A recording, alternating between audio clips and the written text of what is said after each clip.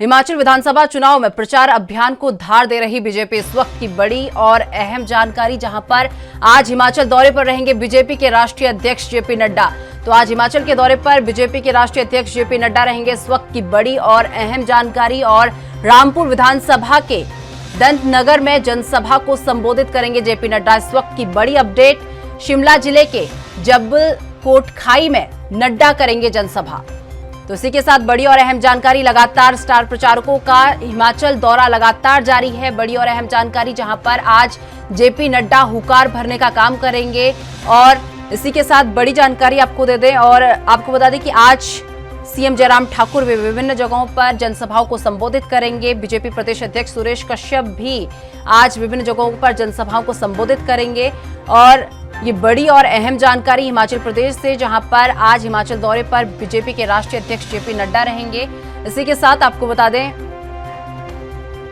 रामपुर विधानसभा के दंतनगर में जनसभा को संबोधित करेंगे नड्डा। तो ये बड़ी अपडेट, जहां पर दंतनगर में जनसभा को संबोधित करेंगे नड्डा।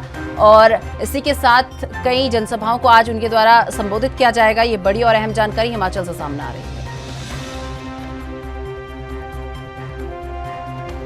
इस खबर पर अधिक जानकारी के लिए हमारे साथ हमारी ब्यूरो चीफ हिमाचल से टीना ठाकुर जी हमारे साथ जुड़ चुके हैं। टीना जी, जिस तरीके से बात कर ली जाए जेपी नड्डा की, बीजेपी के राष्ट्रीय अध्यक्ष जेपी नड्डा की, तो आज जो है उनका क्या क्या कार्यक्रम रहने वाले हैं, कितनी जनसभाओं को संबोधित करने वाले हैं और क्या कुछ अहम रहने वाला है, एक बार पूरी जानकारी। जी देखिए, आज भाजपा की हिमाचल में कुल मिलाकर 24 रैलियां और जनसभाएं होनी हैं। और भाजपा के जो राष्ट्रीय अध्यक्ष जेपी नड्डा है, शिमला जिला के 3 विधानसभा क्षेत्रों में वो पहुंचेंगे और वहां जो है जनसभाओं को संबोधित करेंगे। सबसे पहले जेपी नड्डा रामपुर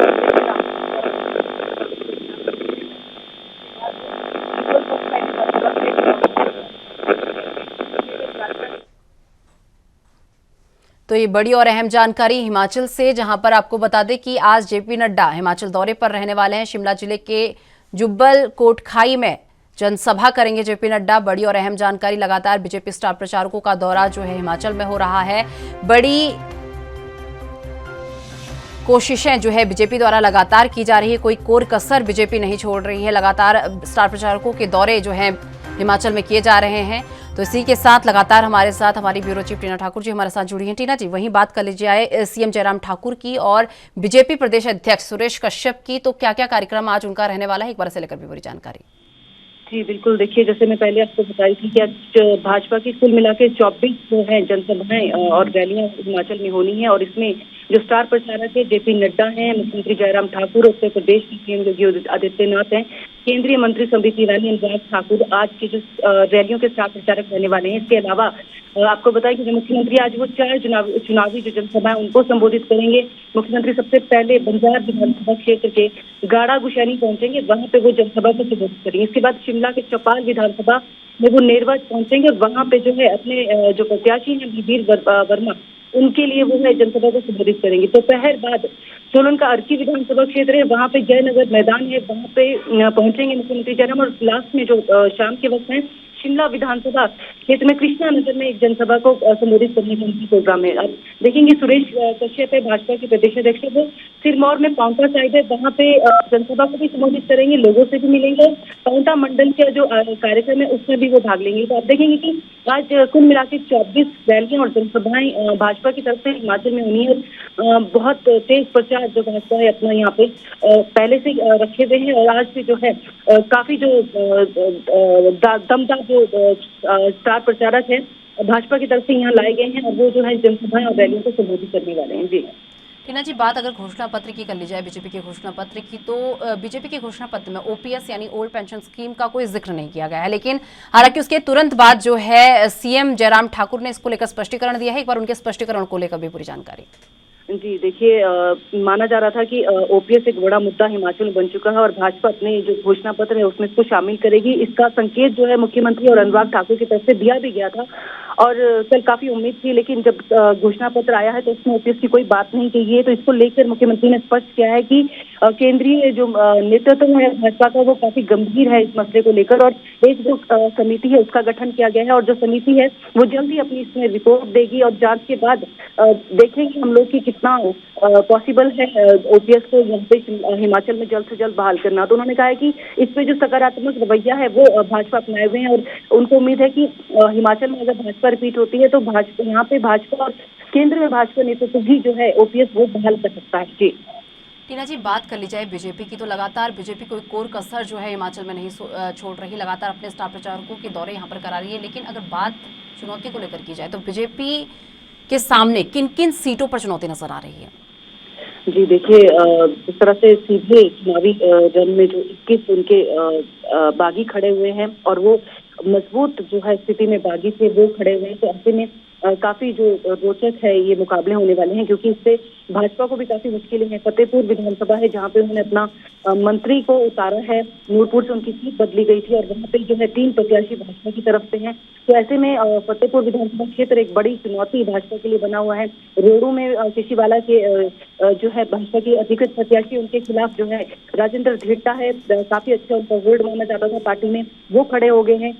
और इसी तरह से आप देखेंगे कि कुल्लू में जो नरोत्तम ठाकुर है भाजपा के अधिकृत प्रत्याशी हैं, उनके खिलाफ महेश्वर सिंह भी खड़े थे, हालांकि उनको बिठा दिया गया है, लेकिन नरोत्तम के खिलाफ जो है राम सिंह खड़े हैं। राम सिंह काफी मजबूत स्थिति वाले माने जाते हैं। तो इस तरह काफी जो विधानसभा क्षेत्र है, सदर की बात करें वहाँ प्रवीण शर्मा खड़े हैं। बहुत सारे विधानसभा क्षेत्र ऐसी है जहाँ पे सीधे अपने ही पार्टी के लोगों से इनको टक्कर मिल रही है, और वहाँ पे जो है काफी स्थिति है जो है काफी रोचक बनी हुई है, काफी मुकाबला, क्योंकि भाजपा के लिए सीधी सीधी टक्कर है और अपने ही प्रत्याशियों के खिलाफ जो है अपने ही लोग खड़े हैं। तो ऐसे में मुश्किलें जरूर भाजपा की यहाँ बढ़ रही हैं। जी टीना जी, बात बीजेपी और कांग्रेस के चुनावी घोषणा पत्र की कर ली जाए तो किसका घोषणा पत्र चुनावी मैदान में मजबूती के साथ उतर रहा है?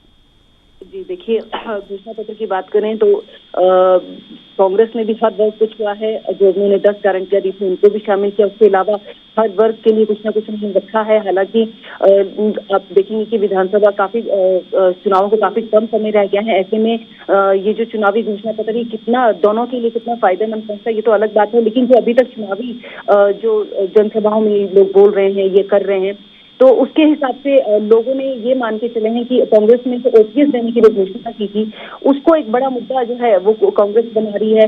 हालांकि भाजपा ने इस मुद्दे को छुआ नहीं है और वो कह रही है कि हम बहाल करके देंगे।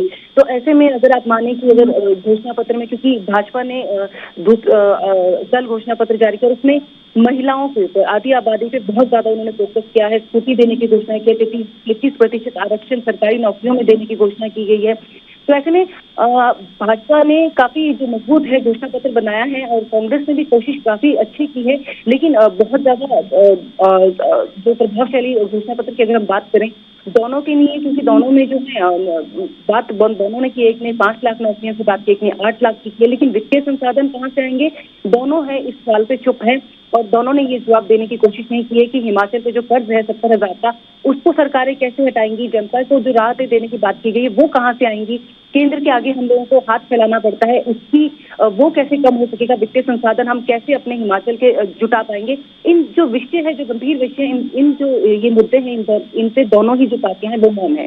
जी टीना जी, बात कांग्रेस की कर ली जाए तो कांग्रेस भी कहीं ना कहीं बीजेपी को हिमाचल में जोरदार टक्कर देती हुई नजर आ रही, काफी जन समर्थन भी वो जुटा रही है। जिस तरीके से बात हिमाचल की जनता से की गई, तो कहीं ना कहीं जनता का ये कहना था कि हिमाचल में जो कांग्रेस है वो अच्छा खासा जन समर्थन इस बार उठाए हुए है। तो ऐसे में जो है, अगर स्टार प्रचारकों की बात कर ली जाए तो मल्लिकार्जुन खड़गे का दौरा यहाँ पर प्रस्तावित था, एक बार इसे लेकर भी पूरी जानकारी। जी बिल्कुल, माना जा रहा था, क्योंकि हम लोग देख रहे थे कि चुनाव में भाजपा काफी आक्रामक रुख अपनाए हुई थी, काफी तेज तर्रार शुरू से थी, और कांग्रेस कहीं ना कहीं पिछड़ रही थी। तो ऐसे में कांग्रेस ने जो अपनी जो चुनावी रैलियां हैं वो धीरे धीरे जो उनके लोग थे वो कर रहे थे, और अभी जब ये ऑब्जर्वेशन निकल कर आई है सामने, चुनाव में काफी कम समय रह गया है, तो पाया है कि लोगों में जो है अंडरकरंट जो कांग्रेस के लिए समर्थन है वो बहुत है। कांग्रेस को वो जो माहौल, जो एक 5 साल का जो रिवाज बदलने का जो हिमाचल का पॉलिटिकल इतिहास रहा है, उसको भी शायद इस बार कायम हिमाचल की जनता रखना चाहती है। तो ऐसे में जो बड़ी जो नेता हैं, हालांकि बहुत चुनावी जो एक बोलेंगे कि विपक्ष की तरफ से एक आक्रामक रवैया वो कांग्रेस की तरफ से कहीं ना कहीं नदारद है, लेकिन कांग्रेस जानती है कि जनता का समर्थन उन्हें है। ऐसे में मल्लिकार्जुन खड़गे हैं जो अभी नवनिर्वाचित अध्यक्ष उनके बने हैं, तो उनका जो सोलन और शिमला का उन्होंने दौरा प्रस्तावित किया है, 8 और 9 का वो दौरा है। उसके बाद 10 तारीख को प्रियंका गांधी शिमला पहुंचेंगी, यहाँ पे रोड शो करेगी, जनसभा करेंगी, और 10 ही तारीख को, क्योंकि चुनाव प्रचार का अंतिम दिन रहने वाला है, उस दिन शिमला में रोड शो में तमाम बड़े नेता, तमाम बड़े चेहरे यहाँ पे शामिल होंगे। उसके बाद संयुक्त रूप से ये लोग प्रेस कॉन्फ्रेंस को भी यहाँ पे संबोधित करने वाले हैं। जी चलिए टीना जी, बहुत बहुत धन्यवाद हमारे साथ जुड़ने के लिए और ये तमाम जानकारी हमारे साथ साझा करने के लिए।